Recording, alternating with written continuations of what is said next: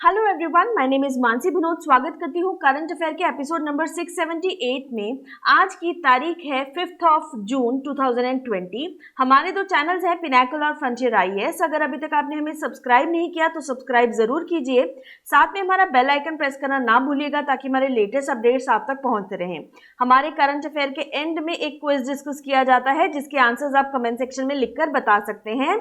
हमारा ये एपिसोड रोज सुबह 4 बजे ऑनलाइन अवेलेबल होता है, तो आप इसको देख सकते हैं।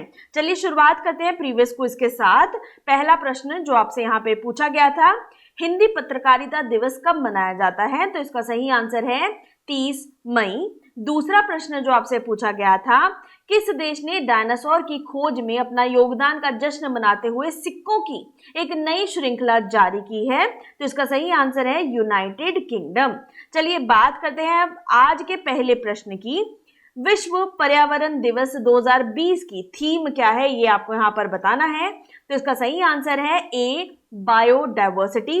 तो आप अपनी तस्वीर पे देख सकते हैं, हर वर्ष 5 जून को विश्व पर्यावरण दिवस मनाया जाता है। इस दिन को मनाने का मुख्य कारण है व्यक्ति को पर्यावरण के प्रति सचेत करना। विश्व में लगातार बढ़ते प्रदूषण के कारण इस दिन को मनाया जाता है। संयुक्त राष्ट्र संघ ने 1974 को विश्व पर्यावरण दिवस के रूप में मनाने की नींव रखी। तब से लेकर अब तक हर वर्ष 5 जून को विश्व पर्यावरण दिवस जो है मनाया जाता है। विश्व पर्यावरण दिवस मनाने की शुरुआत स्वीडन की राजधानी स्टॉकहोम में की गई थी। अब आपको थीम ध्यान में रखनी है, बायोडायवर्सिटी। अब चलिए बात करते हैं रिवीजन के क्वेश्चन की। विश्व पृथ्वी दिवस 2020 की थीम क्या है? तो इसकी थीम है क्लाइमेट एक्शन। अब चलिए बताइए ये कौन सी डेट को मनाया जाता है? तो इसका सही आंसर है 22 अप्रैल को इसको मनाया जाता है। चलिए नेक्स्ट क्वेश्चन देखते हैं, प्रश्न नंबर 2। किस भारतीय ने 2020 राष्ट्रमंडल लघु कथा पुरस्कार में एशिया के लिए क्षेत्रीय पुरस्कार जीता है? तो इसका सही आंसर है कृतिका पांडे। तो बी जो है इसका सही आंसर है। यहाँ आप तस्वीर में इनको देख सकते हैं। कृतिका पांडे ने अपनी कहानी the great Indian T and snacks के लिए 2020 के कॉमनवेल्थ लघु कथा पुरस्कार में एशिया के लिए क्षेत्रीय पुरस्कार जीता है। यह पुरस्कार 5 क्षेत्रीय विजेताओं को प्रदान किया जाता है और उनके बीच समग्र विजेता का चयन किया जाता है। 2020 कॉमनवेल्थ लघु कहानी के लिए समग्र विजेता की घोषणा 30 जून को की जाएगी। कृतिका पांडे की कहानी एक हिंदू लड़की के मुसलमान व्यक्ति के प्यार में पड़ने की कहानी है। 2012 में स्थापित राष्ट्रमंडल लघु कथा पुरस्कार राष्ट्रमंडल से अप्रकाशित लघु कथा के लिए प्रदान किया जाता है। यह कॉमनवेल्थ फाउंडेशन के माध्यम से प्रकाशित है। पुरस्कार 5 क्षेत्रीय विजेताओं यानी एशिया, प्रशांत, अफ्रीका, कनाडा और यूरोप और कैरेबियन के एरियाज में दिए जाते हैं, जिन्हें जो है लगभग 2.4 lakh rupees in cash prize दिया जाता है। अब यहाँ पे आपको रिवीजन के लिए याद दिला दूं, रुचिका तोमर को डब्ल्यू नोवेल के अ प्रेयर फॉर ट्रैवलर्स के लिए 2020 पेन होमिंगवे अवार्ड के विजेता के रूप में चुना गया है। चलिए बात करते हैं प्रश्न नंबर 3 की। केंद्र सरकार ने वंदे भारत मिशन के तहत लौटने वाले नागरिकों को कौशल मानचित्र अभ्यास का संचालन करने के लिए कौन सी पहल शुरू की है? तो उस पहल का नाम है बी स्वदेश। तो ये पहल आपको ध्यान में रखनी है। वंदे भारत मिशन के तहत विदेशों से लौटने वालों के लिए रोजगार उपलब्ध कराने के लिए भारत सरकार ने ये पहल शुरू की है।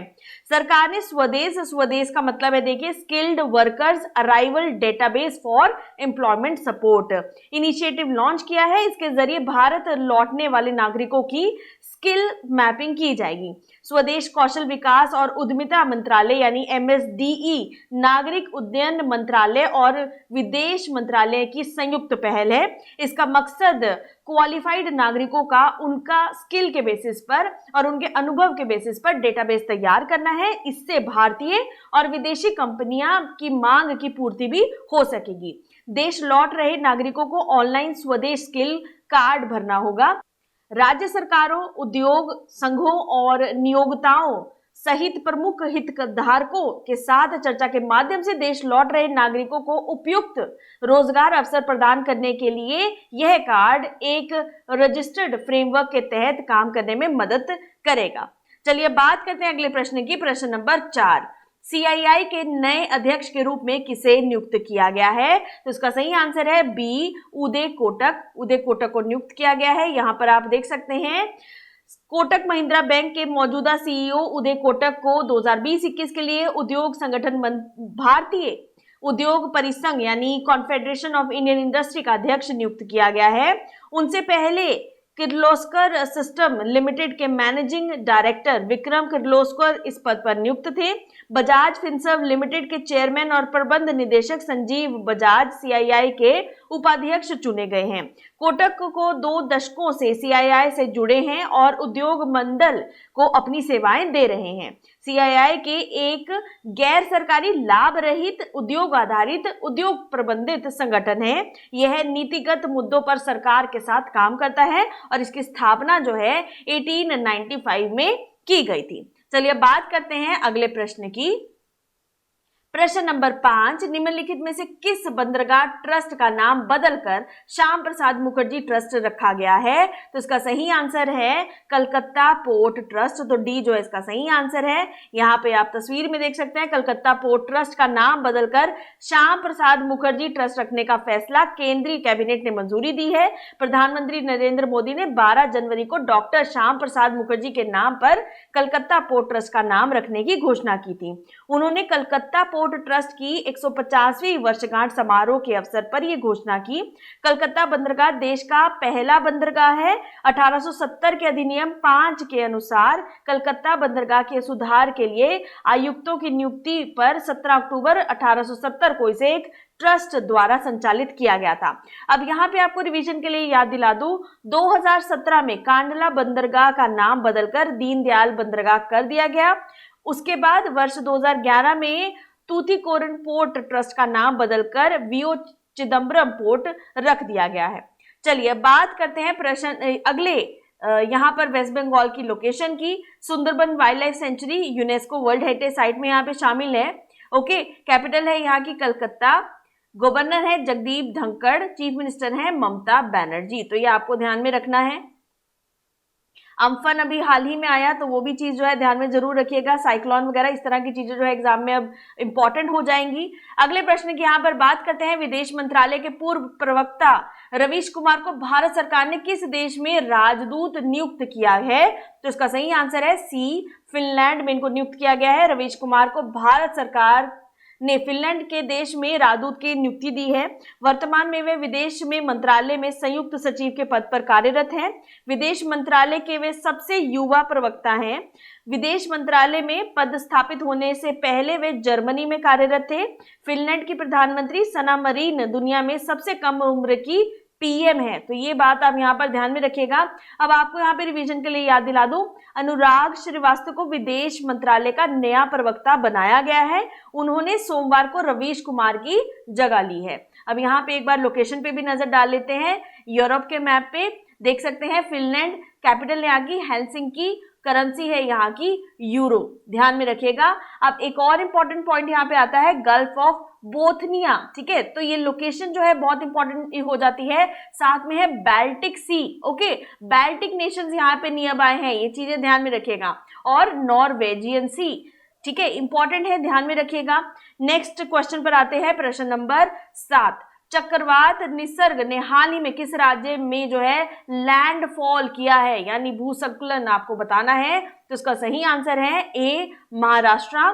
चक्रवाती तूफान निसर्ग अरब सागर से एक भीषण चक्रवाती तूफान में तब्दील हो गया और उसने भारत के पश्चिमी तट पर महाराष्ट्र में जो है लैंडस्लाइड्स किए। काफी चक्रवाती तूफान ने महाराष्ट्र तट पर रायगढ़ जिले के अलीबाग में जो है लैंडस्लाइड्स किए। यह तूफान हरिहरेश्वर और दमन के बीच दक्षिण गुजरात तट के सटे अलीबाग के करीब एक गंभीर चक्रवात तूफान के रूप में अधिकतम गति 110 किलोमीटर प्रति घंटे की रफ्तार से रहा।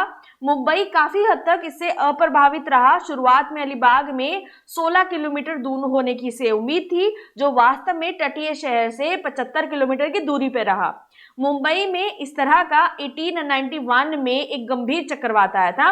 उसके बाद से अब तक मुंबई ने इस तरह का गंभीर साइक्लोन अभी तक एक्सपीरियंस नहीं किया है। महाराष्ट्र और गुजरात राज्यों में भारत के सबसे अधिक कोविड-19 के मामले हैं, तो ये भी चीज आप ध्यान में जरूर रखिएगा। चलिए अब यहाँ पर आप लोकेशन भी देख लीजिए, साइक्लोन निसर्ग जो है महाकोस्ट पे जब हिट किया, ओके, तो ये जो दोनों स्टेट्स हैं बहुत ज्यादा अफेक्टेड रही, ओके। चलिए बात करते हैं यहाँ पर अगले प्रश्न की, प्रश्न नंबर 8, केंद्रीय मंत्रिमंडल ने हाल ही में किसानों के लाभ के लिए किस अधिनियम में संशोधन किया है, ये आपको बताना है। तो इसका सही आंसर है सी, आवश्यक वस्तु अधिनियम। इसेंशियल कमोडिटीज एक्ट में जो है ये चेंजेस किए गए हैं। केंद्रीय मंत्रिमंडल ने 6 दशक पुराने आवश्यक वस्तु अधिनियम में संशोधन को मंजूरी दे दी है, जिसके तहत अनाज, दलहन, प्याज सहित खाद्य वस्तुओं को नियमन के दायरे से बाहर किया जाएगा। इससे इन वस्तुओं का व्यापार मुक्त तरीके से किया जा सकेगा और इससे किसानों की आय बढ़ाने में भी मदद मिलेगी। मंत्रिमंडल ने कृषि उपज के बाधा मुक्त व्यापार को सुनिश्चित करने के लिए कृषि उत्पाद व्यापार एवं वाणिज्य अध्यादेश 2020 को भी मंजूरी दे दी है। कृषि उत्पाद व्यापार और वाणिज्य 2020 राज्य कृषि उपज विपणन कानून के तहत अधिसूचित बाजारों के अहाते के बाहर अवरोध मुक्त अंतर राज्य और अन्य राज्यों के साथ व्यापार और वाणिज्य को बढ़ावा देगा। चलिए अब यहां पर बात करते हैं प्रश्न नंबर 9 की। भारत ने पहली बार किस देश के साथ वर्चुअल द्विपक्षीय शिखर सम्मेलन आयोजित किया है? इसका आंसर आपको बताना है। तो ये किया गया है बी, ऑस्ट्रेलिया के साथ। प्रधानमंत्री नरेंद्र मोदी ने ऑस्ट्रेलिया के प्रधानमंत्री स्कॉट मॉरिसन के साथ भारत ऑस्ट्रेलिया वर्चुअल शिखर सम्मेलन में हिस्सा लिया। सम्मेलन में दोनों नेताओं ने द्विपक्षीय राजनीतिक संबंधों को और ज्यादा मजबूत बनाने और कोविड-19 महामारी से निपटने के लिए मुद्दों पर चर्चा की। नेताओं ने कई समझौतों पर हस्ताक्षर भी किए। यह समझौता इंडो पैसिफिक क्षेत्र में ऑस्ट्रेलियाई और भारतीय दोनों सेनाओं के संचालन की बैंडविड्थ को बढ़ाने की में मदद करेगा। ऑस्ट्रेलिया ने हाल ही में सिंगापुर के साथ भी इस तरह का एक शिखर सम्मेलन आयोजित किया है। चलिए यहाँ पर आप देख सकते हैं मैप में ऑस्ट्रेलिया की लोकेशन। इंपॉर्टेंट बात ध्यान में रखिएगा, ट्रॉपिक ऑफ कैप्रिकॉर्न यहाँ से पास होता है, ठीक है, ये चीज ध्यान में जरूर रखिएगा। कैपिटल है यहाँ की कैनबेरा, करेंसी है ऑस्ट्रेलियन डॉलर्स। चलिए बात करते हैं यहाँ पर अगले प्रश्न की, प्रश्न नंबर 10। WHO द्वारा लॉन्च किया गया कोविड-19 टेक्नोलॉजी असेस पूल CTAP किस देश द्वारा प्रस्तावित किया गया था? तो इसका सही आंसर है डी, कोस्टा रिका। तो विश्व स्वास्थ्य संगठन WHO ने जीवन रक्षा तकनीक तक सम्मान पहुंचाने के लिए कोविड-19 technology access pool CTAP launch किया। CTAP का उद्देश्य अनुसंधान और सूचना के आदान प्रदान के माध्यम से टीकों और दवाओं के विकास में तेजी लाना और विकसित किए गए किसी भी उत्पाद का विनिर्माण क्षमता को बढ़ावा देना है। विश्व स्वास्थ्य संगठन ने अन्य हितधारकों को भी इसमें जुड़ने के लिए आग्रह किया है। इस पहल की पेशकश कोस्टा रिका के राष्ट्रपति कार्लोस अल्वाराडो द्वारा मार्च 2020 में की गई थी। कोविड-19 टेक्नोलॉजी एसेस पूल स्वैच्छिक और सामाजिक एकजुटता पर आधारित होगा और इसके जरिए वैज्ञानिक जानकारी, डेटा, बौद्धिक संपदा को वैश्विक समुदाय के साथ समान रूप में साझा करने में मदद मिलेगी।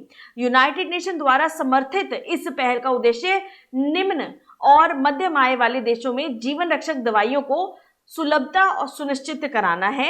यहाँ पर आप लोकेशन देख सकते हैं। तो सेंट्रल अमेरिका की बात की जाए तो सेंट्रल अमेरिका में अभी हाल ही में हम थोड़े दिन पहले पनामा के बारे में डिस्कस करके हटे हैं। आप कोस्टा रिका देख सकते हैं, कैपिटल है यहाँ की सैन जोसे, करेंसी जो इस्तेमाल में लाई जाती है कोस्टा रिकन कॉलर। तो ये ध्यान में रखिएगा। इंपॉर्टेंट पार्ट यहाँ पे ध्यान में रखिएगा, Caribbean sea and north Pacific ocean, ये ध्यान में रखिएगा। चलिए बात करते हैं समरी कीवर्ड्स 5 जून 2020 की। वर्ल्ड एनवायरनमेंट डे की थीम है बायोडाइवर्सिटी। रीजनल अवार्ड एशिया का जिनको दिया गया है कॉमनवेल्थ शॉर्ट स्टोरी प्राइज जो है वो कृतिका पांडे को दिया गया है। Initiative skill mapping exercise under Vande Mataram mission जो है उसका नाम है स्वदेश। न्यू प्रेसिडेंट ऑफ CII का उदय कोटक जी को नियुक्त किया गया है। श्याम प्रसाद मुखर्जी ट्रस्ट जो है ये आपको ध्यान में रखना है, नाम बदल के किसका रखा गया है, कलकत्ता पोर्ट ट्रस्ट का। साइक्लोन निसर्ग लैंडफॉल जो हुआ है वो महाराष्ट्र में हुआ है। XMEA के spokes person Ravish Kumar India के नेक्स्ट एम्बेसडर बनेंगे फिनलैंड के। यूनियन कैबिनेट द्वारा जो अमेंडमेंट किए गए हैं फार्मर्स के बेनिफिट के लिए वो किए गए हैं इसेंशियल कमोडिटीज एक्ट में। India first ever virtual bilateral summit जो है ऑस्ट्रेलिया के साथ किया गया है। WHO कोविड-19 टेक्नोलॉजी एसेस पूल CTAB जो है ये कोस्टा रिका द्वारा प्रस्तावित किया गया है। चलिए अब बात करते हैं क्विज फॉर द डे की। पहला प्रश्न क्विज के लिए, विश्व पर्यावरण दिवस 2020 की थीम क्या है? दूसरा प्रश्न है CII के नए अध्यक्ष के रूप में किसे नियुक्त किया गया है? आप अपने आंसर्स कमेंट सेक्शन में लिखकर बता सकते हैं। साथ में हमारा बेल आइकन प्रेस करना ना भूलिएगा। जितना हो सके प्लीज शेयर कीजिए ताकि हमारे चैनल की जो रेंज है उसको और बढ़ाया जा सके। Thank you so very much. Stay safe, stay home.